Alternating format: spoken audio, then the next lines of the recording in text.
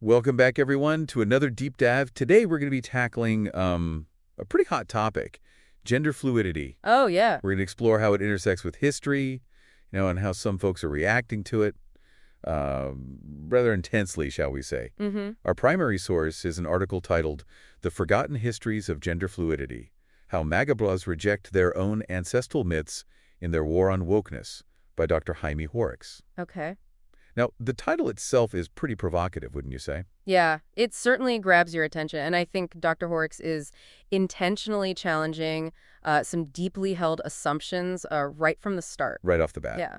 So what exactly is Dr. Hoerricks arguing? Like, what's at the core of this forgotten history? Well, their central argument is that this modern anxiety, this war on wokeness, as they call it, is actually a reaction to like a misinterpretation, even a forgetting of European history. Okay. Particularly, they focus on pre-Christian Norse, Celtic, and Germanic traditions. Okay, so not your typical history lesson then. Right. And Dr. Hoerricks has some personal skin in the game, right? Yeah, right from the start, they bring in their own heritage, being of Gael and Dane descent. Mm-hmm. They talk about growing up surrounded by these myths, these stories filled with shape-shifting, transformation, and characters who exist in these liminal spaces, places where boundaries blur. Liminal spaces, that's an interesting way to put it. Can you elaborate on that a bit? I think some of our listeners might not be familiar with that term. Absolutely. In mythology and folklore, liminality refers to a state of being in between, a threshold, right? Okay. It's often associated with transformation, ambiguity, and even danger. Think of rituals like coming-of-age ceremonies. Mm-hmm. They involve a period of liminality where the individual is neither child nor adult. So these myths Dr. Hoerricks grew up with, they weren't just stories, but reflections of a worldview where fluidity and change were seen as, like, normal, even powerful. Exactly. That's a pretty different perspective from how gender is often viewed today, wouldn't you say? Exactly. Dr. Hoerricks argues that this rigid binary view of gender we often see today, this idea that you're either male or female with no room for anything in between, isn't actually traditional at all. Okay. It's a later imposition, something that came with the spread of Christianity and colonialism. So are they suggesting that gender fluidity was more accepted in pre-Christian Europe? Yes, and they back this up with some fascinating examples. Think about shape-shifting warriors, deities who exist outside the male-female binary. These weren't fringe ideas, they were woven into the fabric of their belief systems. Okay, that's a pretty bold claim. Can you give us some specific examples from the article? I'm really curious to see how they support this idea. Well, one of the key figures they discuss is Loki, the Norse god of mischief. Now, Loki embodies this concept of fluidity in a really striking way. He's a shapeshifter, taking on various forms, including female, and even giving birth in some myths. Loki, the ultimate trickster god. Right. But that does challenge the image many people have of him as this mischievous, but ultimately male figure. And Dr. Hoerricks uses this to examine the backlash against the portrayal of Loki in the Disney Plus series. Remember how there were multiple Lokis, including a female Loki? Yeah, I remember that causing quite a stir online. Yeah. Some people saw this as some kind of a modern attack on Norse mythology, Right. like a distortion of the true Loki. But Dr. Hoerricks argues that it's actually a much more accurate representation of the character's fluid nature. So the people claiming to be protecting Norse heritage are actually the ones misinterpreting it. Yeah. That's quite the irony. It is, isn't it? And Dr. Horst suggests this points to a deeper fear at play, a fear of change itself. They even talk about drawing the wide rune, a symbol of unpredictable change in Norse tradition, and how that concept seems to be something the modern right deeply fears. Okay, but let's unpack this fear of change a little bit. What exactly are they afraid of, and how does it connect to this rejection of gender fluidity? To understand that, we need to dig a little deeper into the concept of wedico, which Dr. Hoerricks brings up in the article. Okay. It's a term from Cree and Ojibwe traditions, and it describes a sort of mind virus, a way of thinking that's based on domination, greed, and a profound fear of interconnectedness. A mind virus. That's a powerful image. But how does this Wedico concept relate to MAGA and the resistance to gender fluidity? Dr. Hoerricks argues that MAGA, with its emphasis on a fixed hierarchical past and its anxieties around change, is actually a manifestation of this Wedico. So are they saying that this fear of gender fluidity, this rejection of anything that challenges traditional gender roles, is actually a symptom of a much deeper, more pervasive way of thinking. Exactly. It's not just about gender, it's about a fundamental fear of anything that disrupts a certain worldview. A worldview based on control, separation, and a denial of the interconnectedness of all things. That's a pretty heavy idea. But it makes you think, doesn't it? If this Wetiko is so pervasive, as they suggest, how do we even begin to address it? Is there an antidote? Well, Dr. Hoerricks offers a suggestion, and it's a pretty radical one. They say that we need to reclaim the very myths and folklore that have been twisted and misinterpreted. Okay. We need to understand these stories in their original context, recognizing the fluidity and complexity they embraced. So it's not about throwing out tradition. It's about re-examining it, understanding it in a new light. But how do we do that? Where do we even begin? Dr. Hoerricks points to a few key examples, and one that might surprise you is Doctor Who. Doctor Who. Now, Doctor Who, the ultimate regenerating Time Lord, is all about change, right? Right. Regeneration is at the core of the Doctor's identity, allowing for changes in appearance, including gender and race. And this ties into the idea of fluidity because... Well, think about the backlash that happened when we had a female doctor and a black doctor. Uh-huh. There was a huge outcry from a certain segment of the fandom, people who felt like this was somehow a betrayal of the character's true identity. Yeah, I remember that. The internet practically exploded. And Dr. Hoerricks uses this as an example of this fear of change, this desire to maintain a certain status quo, even in a fictional character who's literally defined by change. It's like they're saying, it's okay for the Doctor to regenerate into a different-looking white man, but anything beyond that is just too much. It's a very selective acceptance of change, isn't it? Exactly, and it speaks to a deeper discomfort with anything that challenges traditional power structures, and this discomfort often manifests as anger, fear, and a desperate attempt to cling to a past that never truly existed. But let's not get stuck in the TARDIS just yet. Dr. Hoerricks goes even deeper into this idea of gender fluidity in European folklore. They argue that traditional fairy tales, before they were sanitized by folks like the Brothers Grimm, were actually filled with characters and themes that resonate with modern trans and non-binary experiences. It's fascinating how these original tales were full of cross-gender roles, characters who existed in those liminal states we talked about earlier, and transformative journeys. They challenged traditional gender boundaries in ways that were later erased or downplayed. So the traditional values that some claim to be defending might actually be Victorian interpretations that have been cleaned up to fit a more restrictive worldview. Precisely. And it's not just about fairy tales. Dr. Hoerricks also points to the portrayal of certain figures in pre-Christian European religions. They talk about the Gaelic sovereignty goddesses, the Morrigan, and the Norse Kona, figures who often defied binary gender roles and were associated with prophecy, magic, and even war. These figures sound amazing.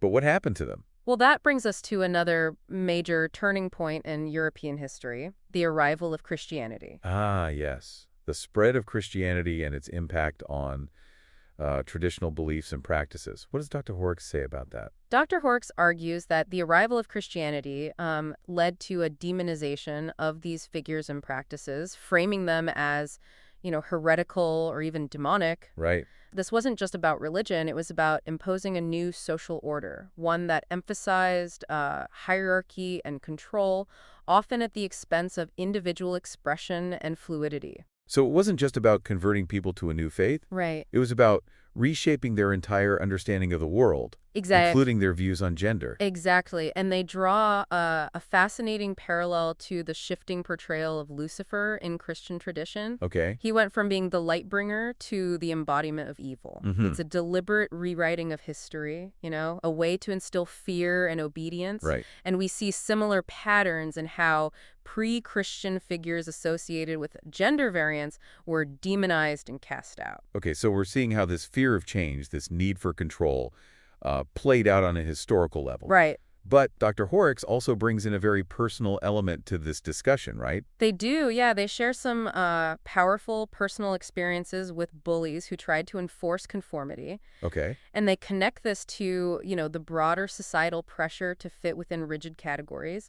They talk about how they traded protection for literacy, fighting off bullies in exchange for tutoring. Wow, that's a really poignant detail. Yeah. It speaks to how knowledge and language can be forms of resistance against those who try to control us. Yeah, it's a powerful reminder of the very real human cost of these ideologies. Right. And they don't hold back in calling out those who perpetuate these harmful ideologies. Yeah. They directly address the MAGA movement, Okay. arguing that their fear of gender nonconformity stems from a deeper fear of their own history. Mm-hmm. It's almost like they're afraid to confront the reality that their ancestors weren't these monolithic figures of masculinity that they've been led to believe. It's a challenge to their entire worldview, isn't it? It is. This idea that the past they romanticize was actually much more fluid and diverse than they've been taught. Yeah. But if we're talking about reclaiming these myths and folklore, Right. what about the fairy tales we mentioned earlier? Yeah. How do those fit into this idea of gender fluidity? Well, Dr. Hoerricks argues that these traditional tales, before they were sanitized by the Brothers Grimm and others, Right. were full of characters and themes that resonate with modern trans and non-binary experiences. Can you give us some specific examples? I'm sure our listeners would love to hear about those. Absolutely. Think about stories like Ashen Puddle, the original Cinderella, Okay. El Hilero, Die Zwerfjäger, Eisenhands, and even Hans Mein Eagle. Okay. In these tales, you find elements of disguise, blurring of gender roles, and characters who ultimately defy categorization.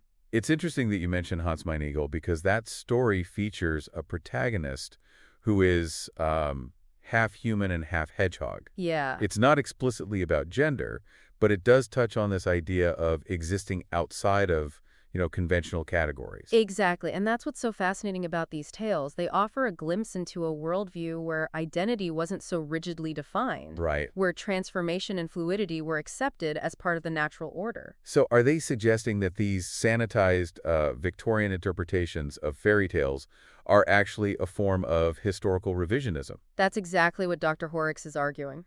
Okay. They're saying that these traditional values that some claim to be defending Right. are actually a product of a specific time and place. Right. A time when society was becoming more rigid and hierarchical. And they link this back to the spread of Christianity and the demonization of those pre-Christian figures we talked about earlier. Right. They argue that this process of erasing or reinterpreting stories and figures that didn't fit into the new social order was a way of controlling people's understanding of the world and enforcing conformity. But it wasn't just about erasing history. Right. It was about replacing it with a new narrative. Exactly. One that served the interests of those in power. Exactly. And that brings us back to the concept of Wetiko, this idea of a mind virus that thrives on control, division, and a fear of interconnectedness. And Dr. Hoerricks is suggesting that this Wetiko is still very much alive and well today, manifesting in movements like MAGA and the backlash against gender fluidity. Precisely. They argue that this fear of change, this resistance to anything that challenges traditional power structures,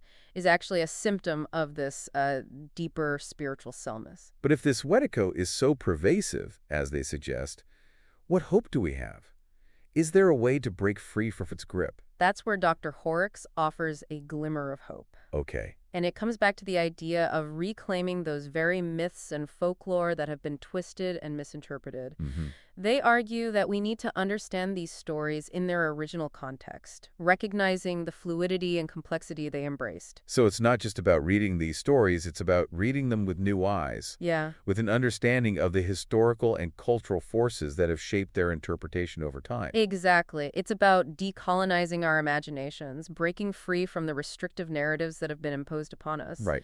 And it's not just an intellectual exercise. It's about embodying these values in our lives, in our relationships, and in our communities. It's about recognizing that true strength lies not in conformity, but in embracing our unique identities and celebrating the richness of human experience in all its forms. Absolutely. That's a powerful message and one that I think resonates deeply with our listeners. Yeah. But before we wrap up, I want to go back to the idea of selective acceptance of change that we talked about earlier. Right. You mentioned the backlash against the female Doctor Who. Yeah. What other examples does Dr. Hoerricks use to illustrate this point? Well, they talk about the portrayal of Loki in the Disney Plus series, which we discussed earlier. It's fascinating how some people are perfectly fine with Loki shape-shifting into a horse or even giving birth. Right. But the idea of a female Loki is somehow a step too far. It's like their acceptance of change only goes so far, And it stops right at the point where it challenges their own deeply held beliefs about gender and power. Exactly. And this brings us back to Dr. Hoerricks' central argument that the war on wokeness is actually a war on history itself. Mm-hmm. It's an attempt to erase or rewrite the past in order to create a narrative that serves their own limited worldview. And it's not just about erasing the past. Right. It's about controlling the future. Yeah. It's about dictating who gets to tell their stories, Right. whose voices are heard, and what kind of world we're allowed to imagine. It's a reminder that the stories we tell ourselves matter. Yeah. They shape our understanding of the world, Right. our relationships with each other, Mm-hmm. and the choices we make. Right. And when those stories are based on fear, division, and control, they inevitably lead to suffering. But the good news is that we have the power to change the story. We do. We can choose to embrace narratives that celebrate diversity, compassion, and interconnectedness. Absolutely. We can create a world where everyone feels seen, heard, and valued. Yeah. But how do we actually do that? Right. How do we move from fear to acceptance? Yeah. From division to interconnectedness? Dr. Hoerricks suggests that it starts with each of us examining our own beliefs and biases. Okay. Being willing to challenge the narratives that we've internalized, Mm-hmm. and to step outside of our comfort zones to engage with those who are different from us. It's about recognizing that true strength lies not in conformity, but in embracing our unique identities and celebrating the richness of human experience in all its forms. And it's about having the courage to speak out against injustice, to challenge those who seek to divide us, Right. and to build bridges of understanding and empathy. And maybe, just maybe, in that process of rediscovering the true meaning of these ancient stories, we'll find a way to heal not only ourselves, but the world around us. It's a powerful and hopeful vision, isn't it? It is. A vision of a world where we embrace change, celebrate diversity, and recognize the interconnectedness of all things. Right. But it's not a passive vision. It requires us to be active participants in this process of reinterpretation and reclamation. It's like we're being called to action, not just to understand these concepts intellectually, Right. but to embody them in our lives, in our relationships, and in our communities.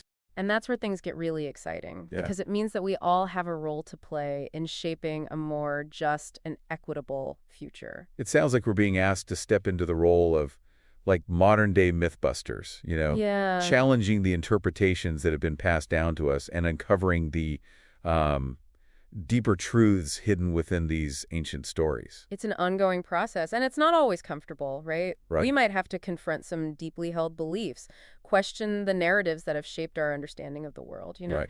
But that's where the real growth happens, isn't it? Yeah. When we're willing to step outside of our comfort zones and embrace the unknown. Dr. Hoerricks seems to be suggesting that this war on wokeness, this fear of change and fluidity, isn't just a political or social issue. Right. It's a spiritual crisis. That's a profound way to put it. It's like a collective forgetting of our interconnectedness, a denial of the natural flow of life itself, right? Yeah. And it manifests in this desperate attempt to cling to rigid categories, to control and define everything, including ourselves. So how do we break free from this? How do we reclaim that sense of interconnectedness, that embrace of fluidity that seems to have been lost along the way? Dr. Hoerricks doesn't offer any easy answers, but they do point us in a direction. They argue that we need to start by questioning the narratives that we've been told, by excavating those buried histories that have been erased or distorted. It's like we need to become archaeologists of our own past, Yeah. digging through the layers of cultural conditioning to uncover the truths that have been hidden from us. And in that process, we might find that the answers have been there all along, woven into the fabric of those very myths and folklore that have been misinterpreted and misused. It's a reminder that the stories we tell ourselves matter. They do. They have the power to shape our reality, to influence our perceptions, and to guide our actions. Mm-hmm. So if we want to create a different kind of world, a world that embraces diversity, compassion, and interconnectedness, we need to start to telling ourselves a different kind of story. A story that honors the fluidity of identity, the beauty of difference, and the interconnectedness of all things. And that's where things get really exciting, because it means that we all have the power to contribute to this new narrative. Right. We can all be part of this collective awakening, this reclaiming of our shared humanity. It's a call to action, an invitation to step into our own power and create a world that reflects the best of who we are. So as we wrap up this deep dive, we want to leave you with this question. What stories will you choose to tell? What kind of world will you help to create? Because the future is unwritten and the pen is in our hands. That's it for our deep dive today. Until next time, keep questioning, keep exploring, and keep diving deep.